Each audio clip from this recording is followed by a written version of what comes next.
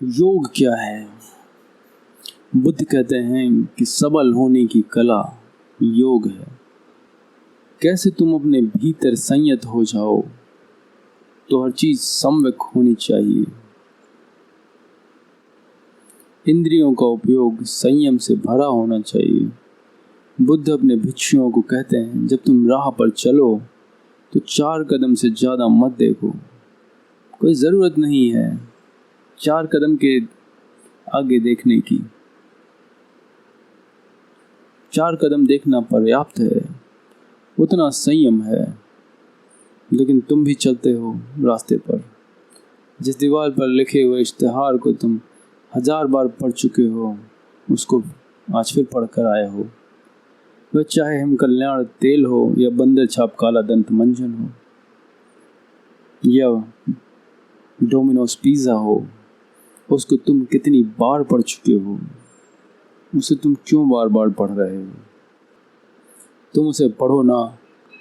बुद्ध की तरह अगर तुम 4 कदम नीचे देख कर चलो तो दीवारें अपने आप साफ हो जाएं, लोग लिखना बंद कर दें। तुम पढ़ते हो इसलिए वो लिखते हैं। तुम जब तक पढ़ते रहोगे तब तक वे लिखते रहेंगे, क्योंकि बार बार पढ़कर तुम्हारे मन में एक सम्मोहन पैदा होता है। बंदर छाप काला दंत मंजन, बंदर छाप काला दंत मंजन। जब तुम दुकान पर दंत मंजन खरीदने जाओगे तुम्हें याद ही ना पड़ेगा तुम्हारे मुंह से कब निकल गया बंदर छाप काला दंत मंजन। तुम सोचते हो, सोच विचार कर खरीद रहे हो। वह बार बार की पुनरुक्ति ने तुम्हें सम्मोहित किया। बार बार की पुनरुक्ति ने तुम्हें तुम्हारे मन पर संस्कार छोड़ दिए। तुम उन्हीं को दोहराए चले जा रहे हो। इसलिए तो विज्ञापन का इतना भारी उपयोग है। लोग चीज़ें बाद में बनाते हैं, विज्ञापन पहले चला देते हैं। अमेरिका में 2-3 साल बाद प्रोडक्ट शुरू होगा, उस चीज़ का उत्पत्ति शुरू होगी। 3 साल पहले विज्ञापन शुरू हो जाता है, क्योंकि बाजार पहले बनाना पड़ता है, मांग पहले पैदा करनी पड़ती है। और जब मांग पैदा हो जाती है तो ही बाजार में सामान लाने की कोई ज़रूरत है। और आदमी ऐसा पागल है कि किसी भी चीज़ के लिए उसको तुम खरीदने के लिए राजी कर सकते हो। सब बस दीवारों पर, अखबारों में, रेडियो पर, टेलीविज़न पर दोहराने की ज़रूरत है। कुछ भी दोहराओ, आदमी तैयार हो जाएगा खरीदने को, क्योंकि उसे लगेगा कि पता नहीं कौन सा सुख मैं चूका जा रहा हूँ जो इस चीज़ से मिलने वाला है। सुख की आशा बंधाओ और कोई भी चीज़ बेची जा सकती है। आदमी से ज़्यादा मूढ़ कोई और जानवर पृथ्वी पर नहीं है। तुम किसी भैंस को राजी नहीं कर सकते, वह अपनी प्रकृति से जीती है। जो घास खाना है वही खाती है। तुम कितना ही विशाल विज्ञापन लगा दो, तुम कितना ही बैंड बाजा बजाओ, वह बिल्कुल फिक्र न करेगी। लेकिन आदमी तत्क्षण, क्योंकि आदमी अपनी प्रकृति भूल गया है, तो ऐसी चीज़ें खा रहा है जिसमें कोई भी पौष्टिकता नहीं है, लेकिन विज्ञापन चल रहा है इन चीज़ों को, तो वह खाएगा। धीरे धीरे सभी पौष्टिक चीज़ें खोती जा रही हैं, क्योंकि सवाल ही नहीं है कि उसमें जीवन तत्व है या नहीं।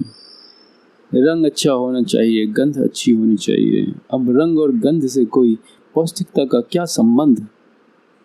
रंग और गंध तो ऊपर से डाली जा सकती है, डाली जा रही है। भोजन रंगीन दिखना चाहिए, सुगंध अच्छी होनी चाहिए। फिर उसमें खून बनता है या नहीं, ये सवाल नहीं है। फिर उससे हड्डी बनती है या नहीं, ये सवाल नहीं है। तुम किसी जानवर को धोखा नहीं दे सकते, वह जानता है कि क्या उसके जीवन में उपयोगी है। लेकिन आदमी को धोखा दिया जा सकता है, दिया जा रहा है। हर चीज़ के लिए तुम उसे राजी कर सकते हो, ठीक विज्ञापन की ज़रूरत है। बुद्ध कहते थे कि 4 कदम से आगे देखना मत, क्योंकि उतना चलने के लिए पर्याप्त है। उसको वह संयम कहते हैं। बुद्ध कहते हैं, जो सुनने योग्य नहीं है उसे सुनना मत, जो छूने योग्य नहीं है उसे छूना मत। जितना जीवन में ज़रूरी है, आवश्यक है, उससे पार मत जाना, और तुम अचानक पाओगे तुम्हारे जीवन में शांति की वर्षा होने लगी। अशांत तुम इसलिए हो कि जो गैर ज़रूरी है उसके पीछे पड़े हो। जो मिल जाए तो कुछ ना होगा और ना मिले तो प्राण खाया जा रहा है। गैर ज़रूरी वही है जिसके मिलने से कुछ भी ना मिलेगा, लेकिन जब तक नहीं मिला है तब तक रात की नींद हराम हो गई है। तब तक सो नहीं सकते, शांति से बैठ नहीं सकते, क्योंकि मन में एक ही उथल पुथल चल रही है कि घर में 2 कार होनी चाहिए। एक कार गरीब आदमी के पास होती है, 2 कार होनी चाहिए। पहले अमेरिका में विज्ञापन थे कि कम से कम घर में 1 कार होनी ही चाहिए। अब इतनी कारें तो घर घर में हो गई हैं, एक एक कार तो हर घर में है ही। तब उन्होंने दूसरा विज्ञापन शुरू किया कि 1 कार तो गरीब घर में होती है, अगर तुम सफल हो तो कम से कम 2 कार घर में होनी चाहिए। अब 2 कार घर में होनी चाहिए, चाहे एक में भी बैठने वाले पर्याप्त ना हो, लेकिन 2 कार घर में होनी ही चाहिए, नहीं तो वह प्रतिष्ठा का सवाल है। अब कार कोई बैठने के लिए नहीं खरीदता अमेरिका में, वह प्रतिष्ठा की बात है, वह प्रेस्टीज एंड पावर की बात है। उससे शक्ति का पता चलता है कि तुम कितने शक्तिशाली हो। तुम अगर अपने जीवन की फहरिस्त बनाओ कि तुमने कितना गैर ज़रूरी इकट्ठा कर लिया है, तो तुम 90% गैर ज़रूरी पाओगे। और उस 90% के लिए तुमने कितना श्रम उठाया, कितनी चिंता ली, कितने व्याकुल हुए, कितना व्यर्थ जीवन गवाया। अगर तुमसे कोई कहे ध्यान, इबादत, प्रार्थना, तुम कहते हो समय कहाँ है? समय है नहीं, समय होगा भी कैसे, क्योंकि व्यर्थ के लिए इतना समय दिया जा रहा है। बुद्ध ने कहा, जिस व्यक्ति को भी यह समझ में आ गया कि विषयों में रस नहीं है, वह संयत होने लगता है और अपने आप संयत होने लगता है, तो उसका जीवन वासनाग्रस्त नहीं होता, आवश्यकता से निश्चित ही मर्यादित होता है, लेकिन वासना से ग्रस्त नहीं होता। आवश्यकता की सीमा है, वासना की कोई सीमा नहीं। वासना है एक तरह की विक्षिप्तता, आवश्यकता जीवन की ज़रूरत है। भोजन चाहिए, कपड़ा चाहिए, छप्पर चाहिए, एक आवश्यकता है, उतनी पूरी होनी चाहिए और हर आदमी उसे पूरी कर लेता है। उसके कारण कोई चिंता नहीं है तुम्हारे भीतर। चिंता तुम्हारे भीतर उन चीज़ों के कारण है जो आवश्यक नहीं है, उन्हीं का तुम्हें रोक खाया जा रहा है।